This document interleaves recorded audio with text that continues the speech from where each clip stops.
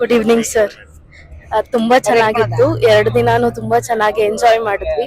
ಮತ್ತೆ ಆಮೇಲೆ Sania holidays trip, it was very good and food related it was very nice. And also 2 ಸಲ ದರ್ಶನ ಕೂಡ ತುಂಬಾ ಚೆನ್ನಾಗಾಯ್ತು ಸಾಯಿಬಾಬಾಂದು. ಬಂದಿದ್ದಕ್ಕೆ ವರ್ತ್ ಅನ್ಸುತ್ತೆ. ಸೊ ಮುಂದೆ ಯಾರಾದ್ರೂ ಹೋಗೋದಿದ್ರೆ Sania holidays. Thank you. Thank you